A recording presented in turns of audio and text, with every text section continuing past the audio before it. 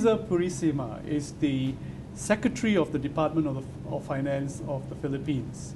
He's here talking to us about the work that he's got cut out for himself in terms of reducing the debt of the country and increasing its revenue capacity. Thank you very much for speaking to us today. Give us a sense of the objectives that you've set for yourself, on both sides of the balance sheet, collections and debt reduction. Well, Emmanuel, before I answer that, let me give you an even bigger picture, the agenda of President Aquino, which is really to reduce poverty in the Philippines by accelerating economic growth rate. We're one of the few countries that has continued to grow since 1998, even through the global economic crisis, albeit at very low levels. And that's where you never the challenge. Growing in that. Yes, but we need to grow around 7% on a sustained basis for many years if we are to attain the objective of President Aquino of really reducing poverty in the Philippines. And he's come up with a program that some refer to as Aquinomics, with 4 pillars. The first pillar is fiscal sustainability and macroeconomic stability. The second is really reducing infrastructure gap, allowing for businesses to be able to improve their competitiveness in the Philippines. Third is simplifying procedures and processes to ease doing business in the country. And finally, to continue investing in our people, which has really been our main source of competitiveness in the past. Now, in my area of responsibility, which is on the fiscal part, our goal is to reduce the deficit to 2% of GDP by the end of 2013. And we believe we're well on the way towards doing that. When we took over in June of last year, the deficit was way beyond the program already. In fact, most analysts were saying we were going to have 4.2%. But we came in below what their projections were. In fact, even lower than the program of the previous administration, which was 3.2% of GDP. We came in lower than that. And our program for this year is 2.6% of, 3% of GDP. And again, we're within that. And we did this 2 ways. First, by implementing zero-based budgeting on the expense side. And second, by improving administrative efficiency in collecting taxes. On the tax side, the President has a promise of no new taxes until we close or reduce the holes in our system.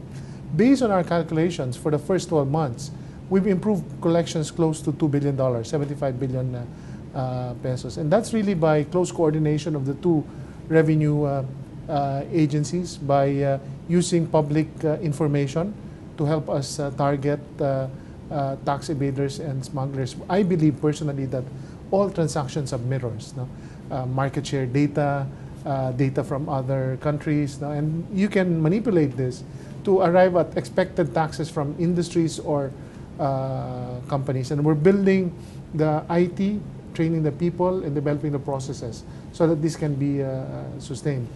On the expense side, in fact, I think we've overdone it, except that the key really is reducing wastage and corruption. We believe that even with the same amount of expenditure, you're able to get more benefit to the public. I'll give you a very simple example. The project approved in the previous administration, 18.7 billion pesos worth, dredging of a lake. And the President stopped it because the volume of mud dredged would be back in 3 years. Because the source of the siltation has not been addressed, which is the denudation of the watershed, as well as the human settlement around the lake. So the President said, we're just wasting $18.7 billion. And again, from the low interest rate environment, from the debt swaps we did, and again, the improved confidence in the Philippine government, we were able to reduce interest expenses.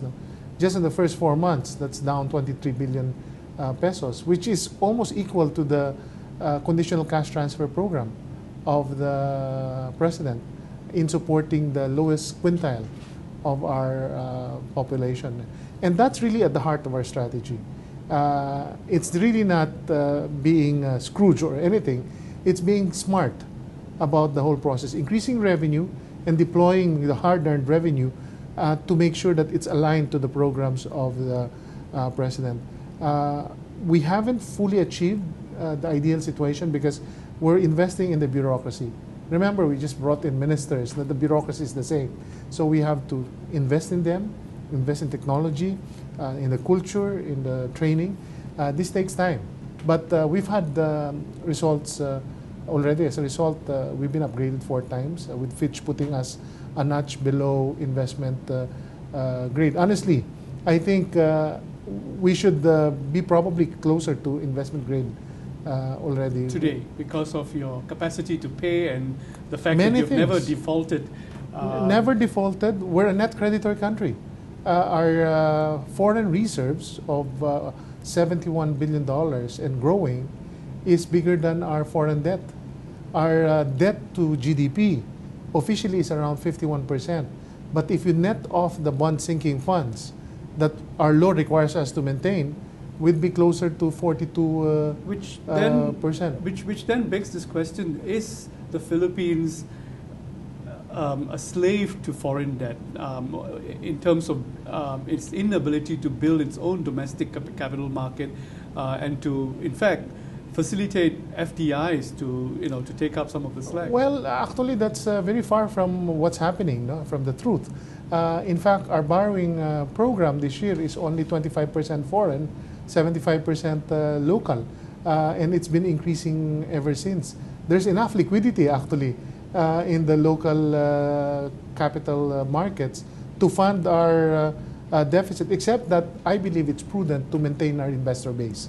Maintain investor relations, maintain our, you never know when we will need them. Right. Your picture of the whole overall picture in terms of the big picture of the projects that you have in mind on the fiscal side begs a few questions.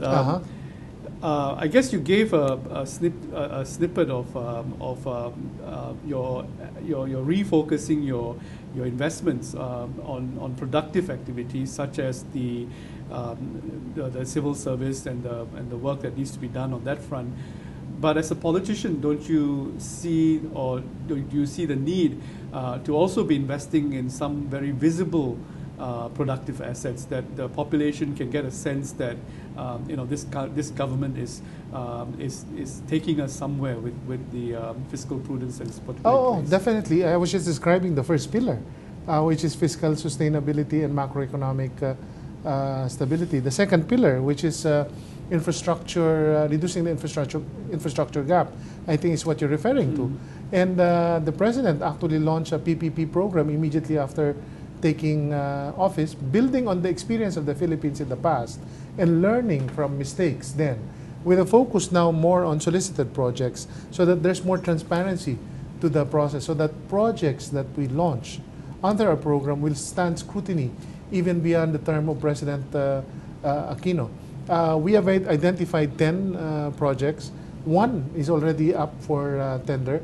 We're a bit delayed because of the need for feasibility studies, and we want to make sure that we do the right feasibility studies. So hopefully we can launch about 5 this year and many more next year. The key is building this framework that would go for sustainable process of PPP. And we have a very ambitious plan. It cuts across the tourism infrastructure, agriculture infrastructure, mass transit, water, power, really to improve infrastructure across our country.